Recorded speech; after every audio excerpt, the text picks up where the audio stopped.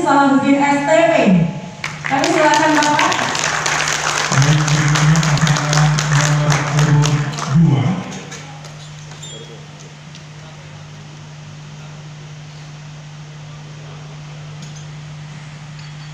Baik, kami silakan Bapak untuk berkenan naik ke atas panggung menempati tempat duduk yang sudah disediakan.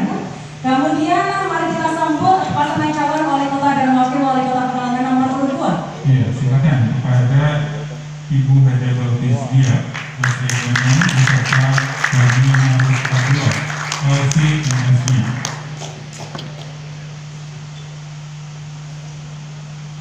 Baik, hadirin sekalian, boleh tepuk tangan yang meriah untuk kedua pasangan calon wali kota dan wakil wali kota Pekalongan.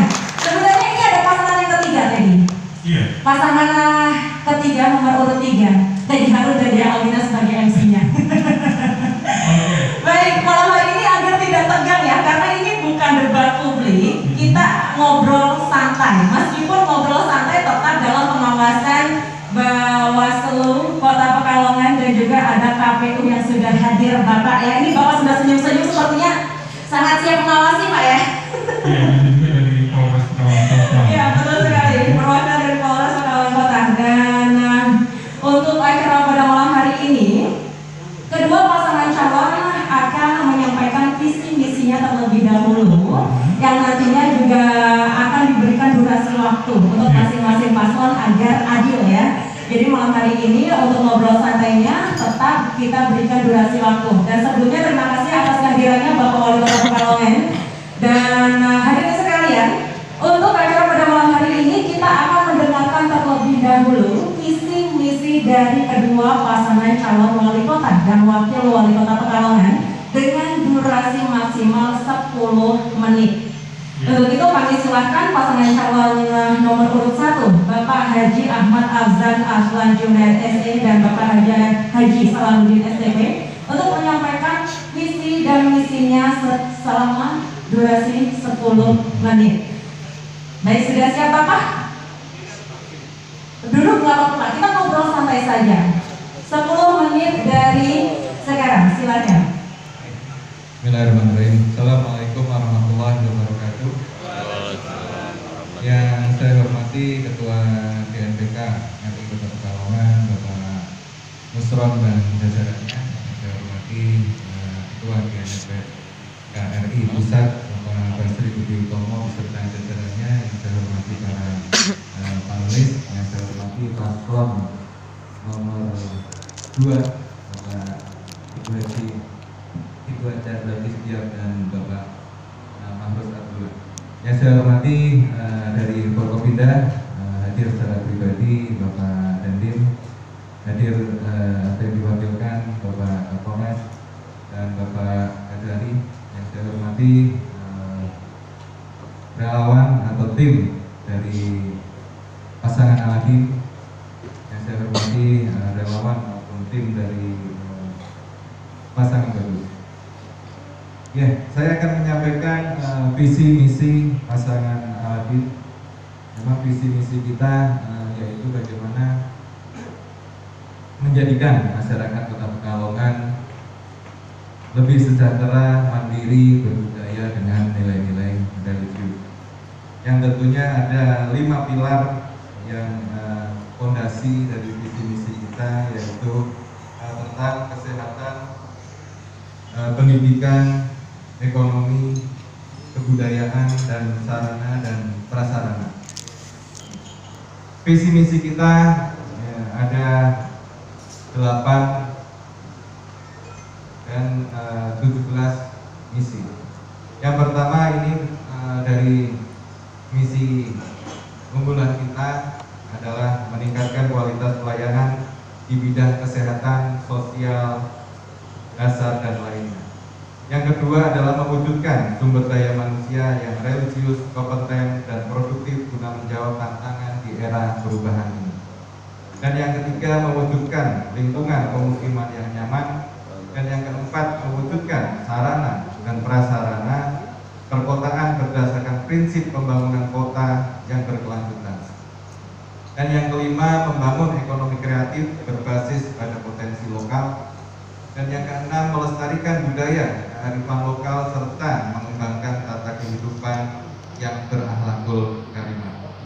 yang ketujuh, mewujudkan tata kelola pemerintahan yang efektif dan efisien berdasarkan prinsip-prinsip good governance dan clean governance. Dan yang kedelapan, mewujudkan kebersamaan dan kerjasama antar pemerintah, lembaga swasta, organisasi masyarakat, pelaku usaha, dan kelompok-kelompok masyarakat. Ada 17 program unggulan. Yang pertama adalah jaminan akses layanan kesehatan bagi setiap warga. Yang kedua yaitu peningkatan kualitas pelayanan kesehatan bagi kelompok rentan, bayi, balita, ibu hamil, manula, dan kelompok rentan yang lainnya. Dan yang ketiga, jaminan akses pendidikan bagi setiap warga. Yang keempat yaitu memberikan fasilitas kepada lembaga pendidikan keagamaan dalam upaya meningkatkan kualitas dan religiusitas warga. Yang kelima yaitu membangun sistem database infrastruktur pemukiman. Dan yang keenam ini membangun sistem database infrastruktur, membangun sistem pengelolaan sampah dan limbah di tingkat pemukiman dan kota. Dan yang ketujuh ini penanganan rob dan banjir. Yang kedelapan, menata dan menambah jumlah ruang publik untuk kegiatan kreativitas dan kegiatan rekreasi warga. Yang kesembilan, menambah sarana olahraga dan kesenian. Yang kesepuluh, menambah jumlah pasar tradisional dengan konsep modern. Yang 11, membangun ekonomi kreatif dan digital entrepreneurship bagi kalangan pemuda atau milenial. Yang ke-12, penyediaan jaringan internet gratis ditargetkan yaitu kepada setiap RW. Yang ke-13, penataan kawasan pedagang kaki lima sebagai pusat food street. Ya, kita lihat sendiri di Kota Pekalongan ini memang penataan pedagang kaki lima masih perlu ditata, ya, masih perlu ditata. Untuk kita sama-sama untuk menjadikan Kota Pekalongan ini yang enak dilihat, teratur dan sebagainya. Yang ke-14, mengembangkan kegiatan wisata, religiusitas dan kegiatan wisata lain. Di Kota Pekalongan ini tidak hanya terkenal akan batiknya, tidak hanya terkenal akan kulinernya, ada megono, ada tauco, ada karangasem, uwet dan lain-lain, tetapi kegiatan keagamaan di Kota Pekalongan ini ada maulid, ada hall dan sebagainya. Ini bisa berpotensi untuk meningkatkan PAD Kota Pekalongan, karena tamu-tamu ini tidak hanya dari luar kota, tidak hanya dari luar Jawa, tetapi juga hadir dari luar.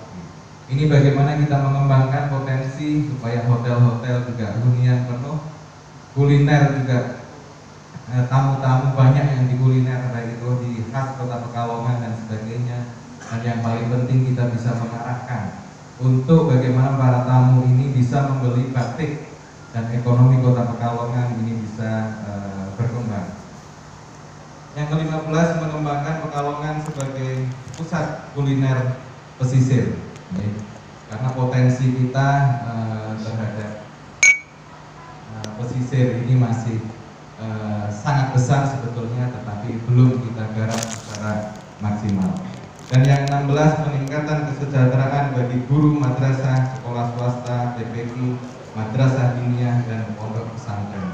Seperti kita ketahui, memang ada di beberapa, terutama guru TPQ, guru diniyah, dan sebagainya, yang kesejahteraan mereka jauh dari kata cukup, bahkan sangat-sangat kurang. Ini nanti yang menjadi perhatian kita, bagaimana kita mengembangkan program untuk meningkatkan kesejahteraan para guru-guru ini. Dan yang ke-17, peningkatan kesejahteraan bagi tenaga guru honorer atau tenaga kegiatan. Mungkin itu visi misi dari kita. Memang kita bikin hanya 8 visi misi dan 17 program unggulan. Ini memang dirasa masih sangat sedikit, ini memang dirasa masih belum komplit, tetapi itulah tujuan kita, bagaimana kita masih menerima masukan dari semua elemen masyarakat untuk bagaimana kita bersama-sama mengembangkan atau menjadikan Kota Pekalongan lebih baik ke depan, yaitu peran serta kepada semua masyarakat, baik itu yang di pendidikan, bagaimana kita harus berdiskusi dan menerima masukan dari para akademisi, bagaimana di bidang keagamaan kita menerima masukan dari tokoh agama, yang mana kerukunan umat beragama di Kota Pekalongan ini sudah sangat kondusif. Kerukunan umat beragama di Kota Pekalongan ini sudah menjadi contoh di kota dan di daerah lain. Nah, ini yang akan kita potensi, dan kegiatan-kegiatan keagamaan yang berpotensi mendatangkan turis dari kota lain, dari daerah lain, dan dari negara lain, ini yang akan kita maksimalkan. Tentunya begitu juga bisa berdiskusi dengan para tokoh agama bagaimana kita memaksimalkan itu, terutama dari peran serta masyarakat, bagaimana kita membangun diskusi kepada semua elemen masyarakat untuk kita bikin program dan pembangunan ini biar tepat sasaran. Selama ini pembangunan ini adalah bagaimana hanya tentang penyerapan anggaran, tetapi kurang menyentuh kepada kebutuhan yang sesungguhnya di kampung, di daerah, di kelurahan masing-masing. Ini yang akan kita coba maksimalkan dengan membuka diskusi kepada semua masyarakat tentang apa kebutuhan di daerah maupun wilayahnya masing-masing. Mungkin itu yang bisa saya sampaikan, kurang lebihnya mohon maaf. Allahumma berikan taufiq. Assalamualaikum warahmatullahi wabarakatuh.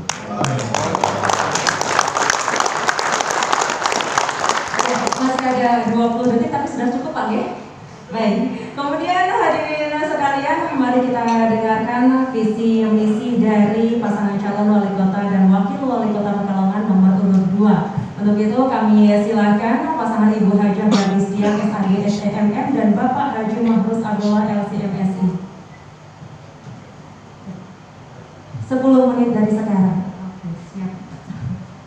Bismillahirrahmanirrahim. Assalamualaikum warahmatullahi wabarakatuh.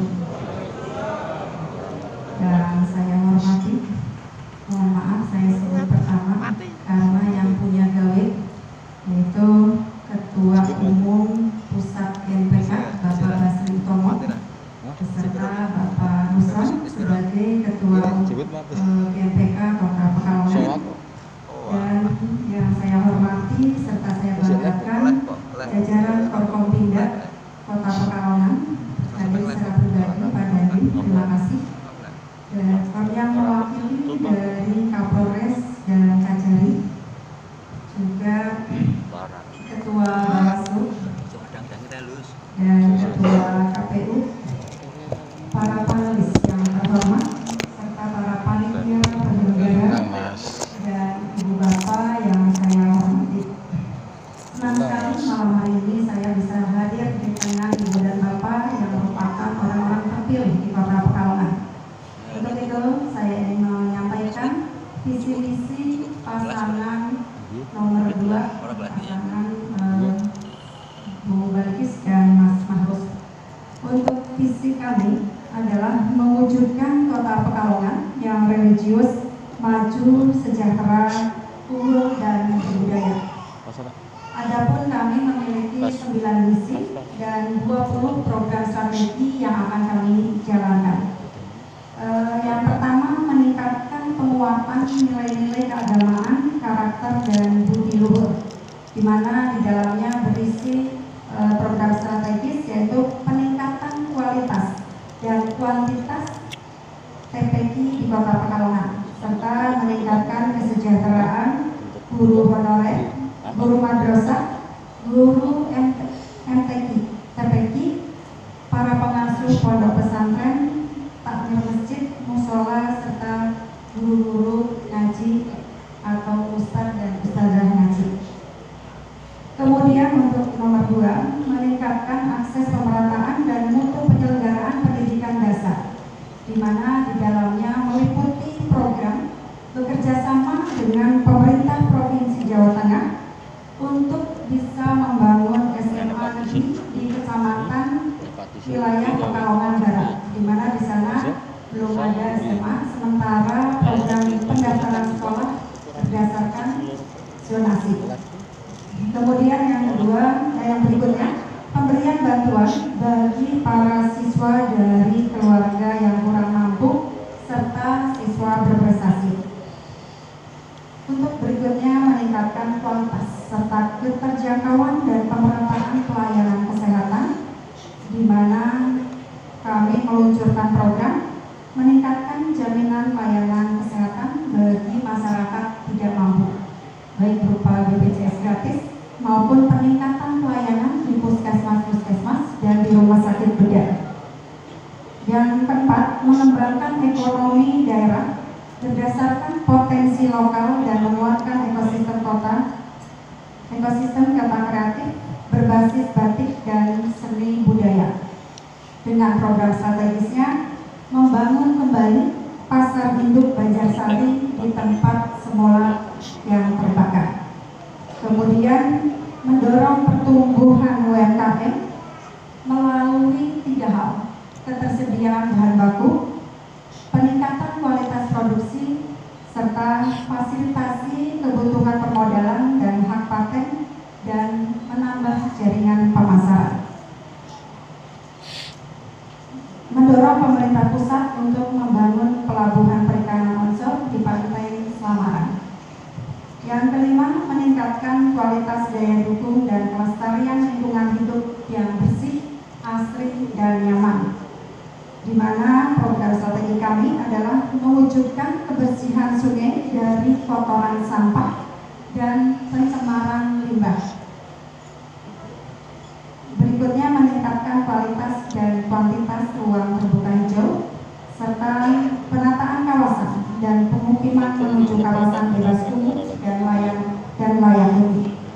Selanjutnya akan dibacakan oleh Bapak Maros.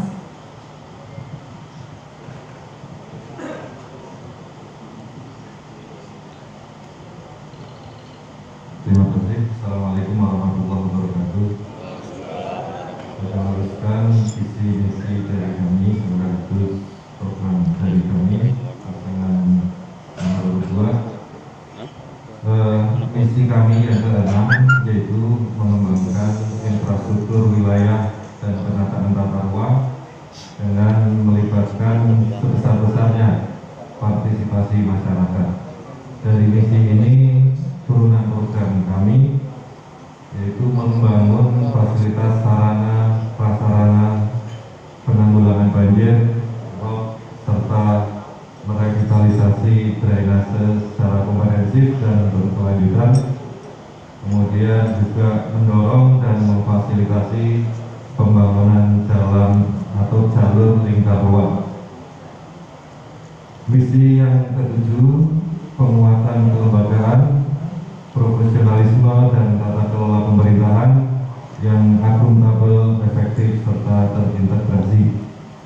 Dari misi ini, program kami mewujudkan birokrasi yang melayani, disiplin, dan bersih.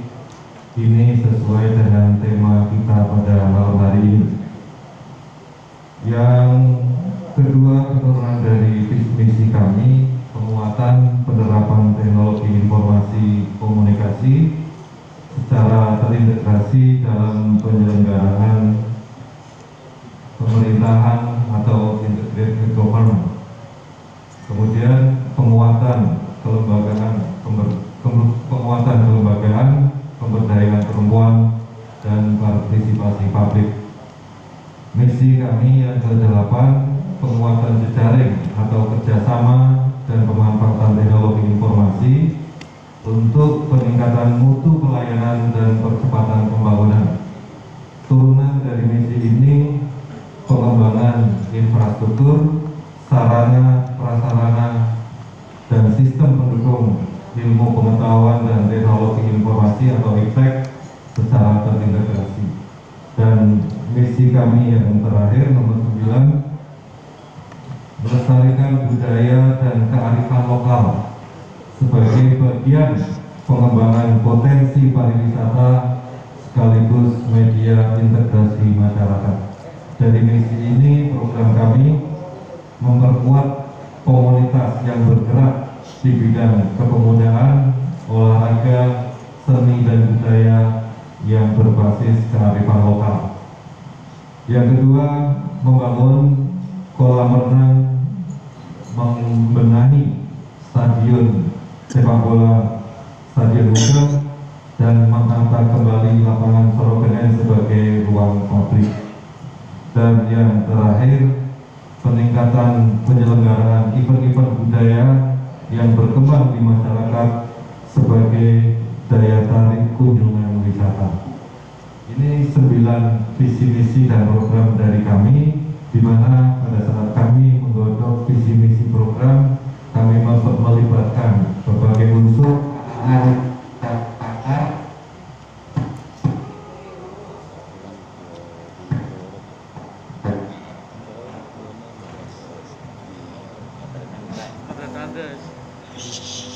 Amin.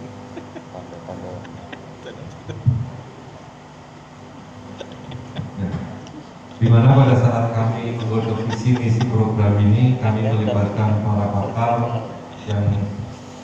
yang kompetensi dengan bidang masing-masing, di mana kami tujuannya bukan hanya sekedar membuat sebuah visi misi program, tapi di situ ada tolak ukur, di mana program dan visi misi yang kami buat ini akan kita realisasikan 5 tahun ke depan. Dan ini insya Allah kami yakin ada tolak ukur yang kami buat ini menjadi pegangan dalam kita menjalankan visi misi dan program kami. Terima kasih. Assalamualaikum warahmatullahi wabarakatuh.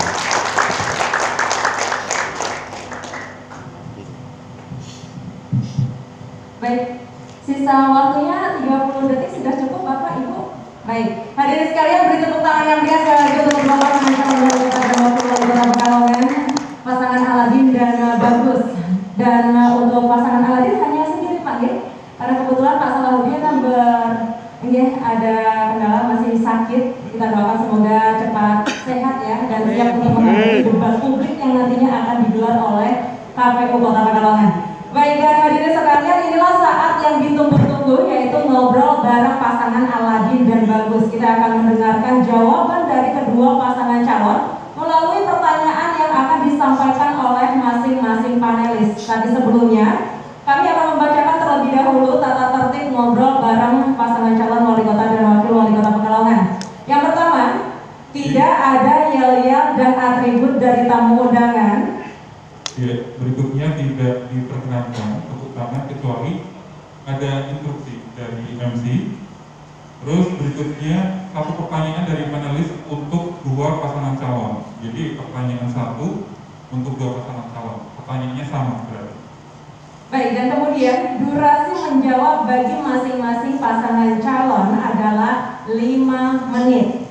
Panelis dapat memberikan tanggapan dari jawaban paslon hanya 1 kali untuk kemudian dijawab kembali oleh pasangan calon selama 5 menit. Jadi durasi masing-masing pasangan calon menjawab pertanyaan dari panelis adalah 5 menit. Tidak ada tanggapan ataupun sanggahan dari masing-masing pasangan calon. Tanggapan dan sanggahan hanya dari panelis. Begitu panggil, Bapak Ibu sudah bisa dimengerti ya? Baik, dan hadirin sekalian, inilah ngobrol bareng pasangan Aladin dan Bagus. Untuk yang pertama, pertanyaan akan disampaikan oleh panelis dari Sekretaris LPPM Unikal. Untuk itu kami silakan Bapak Dr. Aha Asai.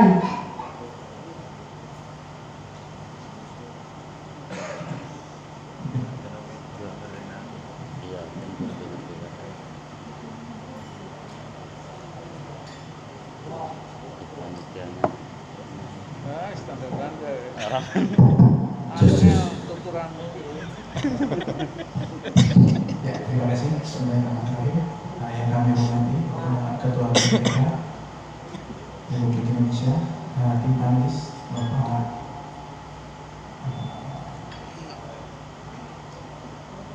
Bapak Muslim dari IAIN Pekalongan dan tamu undangan serta tim paslon yang saya banggakan, saya hormati.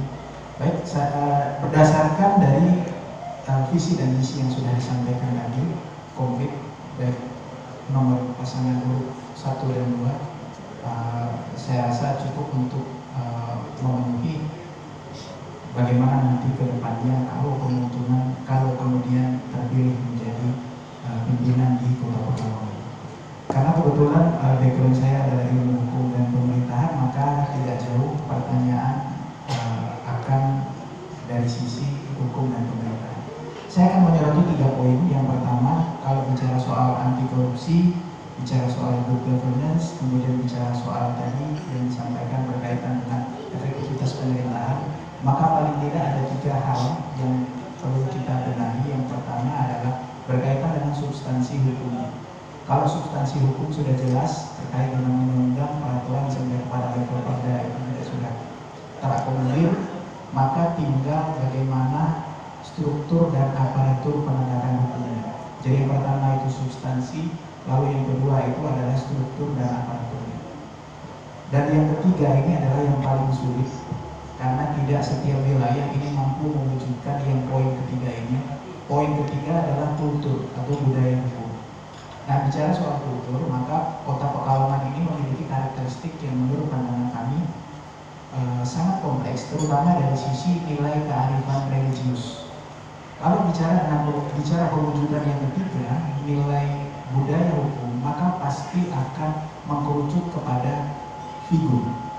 Sehingga nanti diharapkan kepemimpinan Kota Pekalongan itu dapat mengakomodasikan siapa saja, kemudian tokoh-tokoh mana saja. Karena kita jangan lupa bahwa di samping ada struktur hukum, di samping ada substansi hukum, ada penopang yang namanya figur, yang itu nanti akan masuk di sisi kultur. Bicara soal kultur berarti ada sosial, ada juga budaya. Termasuk tadi disinggung oleh 2 pasangan calon berkaitan dengan nilai religius. Nah, saya ingin bertanya bagaimana mekanisme lebih lanjut baik dari pasangan calon pertama maupun calon kedua terkait poin yang ketiga ini tadi, terkait dengan budaya hukum kultur, terkait dengan bagaimana menjadi atau menggandeng figur yang nanti akan membackup pemerintahan sehingga tidak hanya menjalankan pemerintahan secara efektif dan efisien, tapi juga mencerminkan nilai-nilai yang hidup di masyarakat. Terima kasih. Baik, itu tadi pertanyaan dari panelis yang pertama, dan kami silakan untuk pasangan calon nomor urut 1 berkenan menjawab pertanyaan dari panelis 5 menit dari sekarang. Ya, terima kasih. Pertanyaan bagaimana mekanisme lebih lanjut ya tentang menggandeng figur. Memang figur ini saya rasa sangat penting karena kita sebagai calon kepala daerah dan nanti insya Allah salah satu di antara pasangan Alvin atau Bagus ini pasti mengikuti jabatan wali kota dan wakil wali kota, dan dimana figur wali kota dan wakil wali kota ini menjadi penting. Ini menjadi penting bagaimana mereka memberi contoh kepada para ASN atau para bawahan ini untuk tidak berbudaya korupsi maupun berbudaya bersih. Memang di sini ada Forkopimda, ada dari kejaksaan, ada dari kepolisian dan sebagainya. Bagaimana kita bersinergi sama-sama mengawasi bagaimana kultur dan budaya kita. Ini seperti tadi sudah disinggung juga oleh Ketua GNPA Kota Pekalongan. Walaupun di Kota Pekalongan ini mendapat predikat WTP, tetapi apakah itu betul-betul sudah bebas korupsi? Ini yang menjadi pertanyaan kita bersama.